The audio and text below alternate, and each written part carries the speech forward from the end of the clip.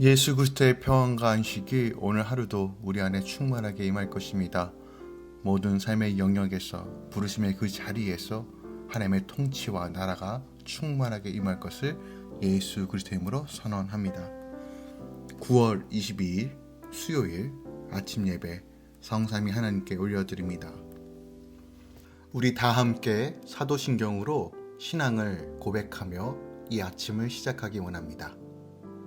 전능하사 천지를 만드신 하나님 아버지를 내가 믿사오며 그 외아들 우리 주 예수 그리스도를 믿사오니 이는 성령으로 잉태하사 동정녀 마리아에게 나시고 본디오 빌라도에게 고난을 받으사 십자가에 못 박혀 죽으시고 장사한 지 사흘 만에 죽은 자 가운데서 다시 살아나시며 하늘에 오르사 전능하신 하나님 우편에 앉아 계시다가 저리로서 산 자와 죽은 자를 심판하러 오시리라.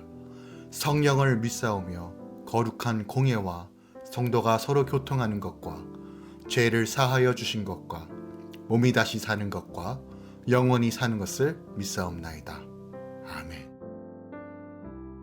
오늘 하나님의 말씀은 에스겔 23장 22절부터 35절까지입니다. 에스겔 23장 22절부터 35절까지입니다.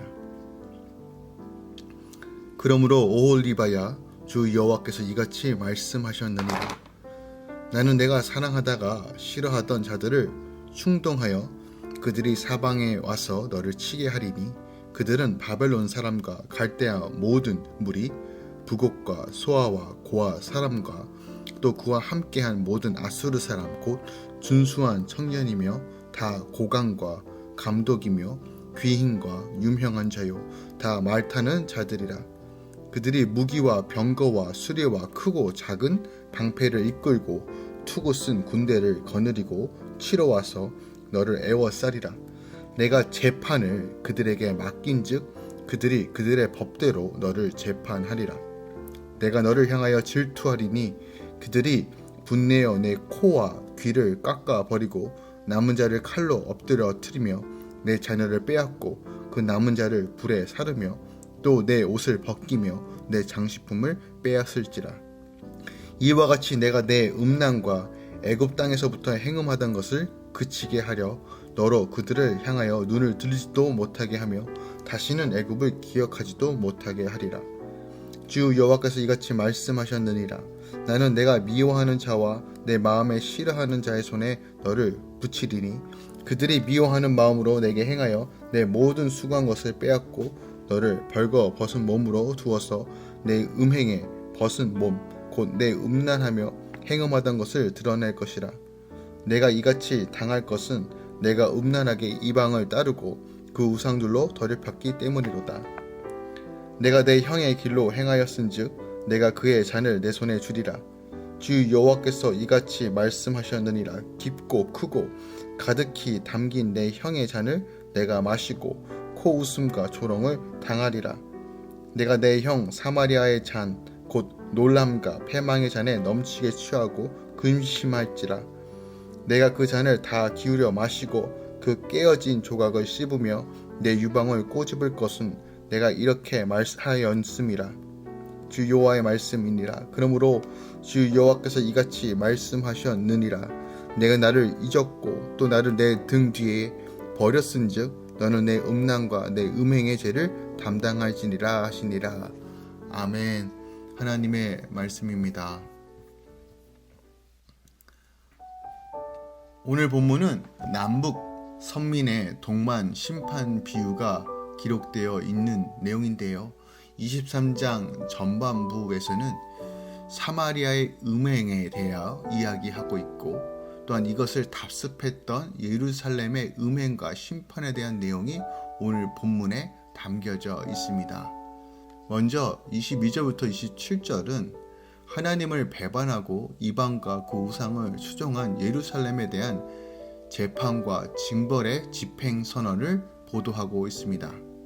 이를 좀 살펴보면요, 하나님께서는 예루살렘을 그들이 사랑하다가 싫어하게 된 자들 곧 바벨론을 통하여 재판하고 그 징벌을 집행하실 것이다 라고 말해요. 이는 이전에 하나님을 배반한 북이스라엘을 재판하고 징벌하신 것과 동일한 방법입니다. 특별히 하나님께서는 바벨론을 통하여 예루살렘을 징벌하되 그들이 분내어 내 코와 귀를 깎아버리고 남은 자를 칼로 엎드러뜨리며 내 자녀를 빼앗고 그 남은 자를 불에 사르며 또 내 옷을 벗기며 내 장식품을 빼앗으리라 라고 말씀하십니다. 이런 내용은 25절, 26절에 기록되어 있습니다.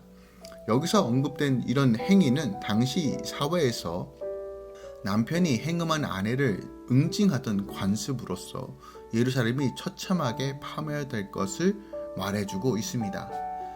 28절부터 34절은 하나님께서 사마리아의 범죄를 답습한 예루살렘의 동일한 영적 음행에 대한 사마리아와 동일한 방법에 의한 심판 선언을 말하고 있습니다. 이미 22절부터 27절에 말씀하신 것보다 구체적으로 말씀하고 계시는데 그들의 행위대로 갚아주겠다라고 선언하고 계신 것입니다. 그 내용을 조금 더 살펴보면요. 오홀리바로 비유되는 남유다는 자기가 의지한 바벨론에 의해 철저하게 파괴되어 수고한 모든 것을 빼앗기고 온몸이 벌거져 음행이 드러나는 수치를 당하게 된다는 것입니다. 이들이 철저히 심판을 받는 이유는 어려서부터 애굽에 행한 음행을 그리워했기 때문입니다. 여기서 우리가 알 수 있는 것은 예수를 믿어 구원받은 성도가 가장 피해야 할 죄가 구원받기 전의 삶을 그리워하는 것입니다. 소돔과 고모라에서도 마찬가지죠. 롯의 아내가 그 전의 삶을 그리워하여 뒤돌아봤을 때 소금기둥이 됐던 것을 우리는 기억합니다. 신앙의 위기는 구원의 감격을 잊고 이전에 즐기던 세상을 그리워하는 것에부터 시작되는 것입니다. 따라서 우리는 사랑하시는 하나님의 고난의 사건을 주셔서라도 우리가 이전에 행하던 악을 그치게 하신다는 것을 깨달아야 합니다. 지금 나에게 찾아온 고난과 사건의 제자리에서 나를 건져주시는 하나님의 사랑을 믿음으로 바라봐야 한다는 것이죠. 31절부터 35절까지의 내용을 좀 살펴보면요. 하나님은 남유다의 죄를 두 가지로 말씀하십니다. 하나는 하나님을 잊은 것이고 다른 하나는 하나님을 버린 것이다 라고 말합니다. 하나님은 오홀리바에게 이미 오홀라 북이스라엘 심판을 보여주시면서 하나님을 잊지 말고 말씀을 버리지 말라고 분명히 경고하셨습니다. 그러나 어리석은 오홀리바 예루살렘은 이를 듣지 않고 여전히 음행을 치닫고 패망의 잔을 받게 되고 슬피우며 피투성이가 된다는 것입니다. 그러나 하나님이 자기 백성을 징계하시는 이유는 그가 음란과 음행의 죄를 깨닫고 돌이켜 회개하도록 하시고자 함임을 우리는 기억해야 합니다. 날마다 말씀으로 심판을 경고하신 하나님을 기억하며 의지하는 사람은 후회하는 삶이 아니라 구원의 은혜로 감사하는 삶을 살게 된다는 것이죠. 하나님의 보응의 원칙은 너무 분명하고 명확합니다. 즉 행한 대로 갚으신다는 것이에요. 그러므로 사마리아의 행음을 답습한 예루살렘이 사마리아와 동일한 심판을 받는 것은 너무 당연한 것입니다. 예루살렘은 사마리아 행위를 답습하면서도 자신들은 사마리아와 같이 되지 않을 것이라고 생각하였지만 그것은 참으로 어리석은 생각이었어요. 기억합시다. 오늘날에도 악을 행하다가 멸망한 악인의 행위를 그대로 답습하면서 그 악인과 같이 망하지 않을 것이라고 생각하는 사람들이 많습니다. 여전히 예수를 믿지만 세상의 방식과 또는 세상의 유익을 따라 살아가는 사람들, 악을 석수너머지 치우고 또한 공의와 적의와는 전혀 거리가 되는 사는 사람들이 있습니다. 이들은 결국 그 악인과 동일한 결국을 맞게 될 것입니다. 그때서야 자신들의 어리석음을 깨닫게 되어 슬피 울 것입니다. 사람은 자기가 행한 대로 그 열매를 거두게 되어 있습니다. 우리가 이 사실을 기억해야 됩니다. 장차 여러분의 행동이 어떤 열매로 돌아올지를 헤아리고 지금 우리가 하나님을 바라보며 온전히 바로 서야 한다는 것을 기억해야 할 것입니다. 오늘 본문 말씀을 통해서 우리가 조금 더 묵상해야 될 말씀이 무엇이 있을까요? 저는 허무와 수치에 대해서 한 번 더 나누기 원합니다. 28절과 29절의 말씀을 중심으로 생각하기 원하는데요. 사마리아를 그대로 답습한 예루살렘의 범죄에 대하여 하나님께서 동일한 방법으로 심판을 집행하시는 내용을 다루고 있어요. 하나님께서는 먼저 그 혐오하는 자들에게 예루살렘을 붙이실 것이며 그들에 대하여 심판을 위임받는 자들로 하여금 예루살렘이 수고하여 얻은 모든 것을 빼앗게 하실 것이며 마지막으로 예루살렘을 알몸으로 드러낸 음란한 여인처럼 벌거벗겨 모든 사람의 비웃음거리로 만들어 버리실 거라고 말해요. 이러한 하나님의 심판의 예언은 한마디로 허무와 수치로 좀 규정할 수 있을 것 같아요. 그리고 이처럼 예루살렘이 하나님의 심판을 당하여 초라한 결과는 범죄한 모든 자들이 맞이할 결과라고 할 수 있다는 거예요.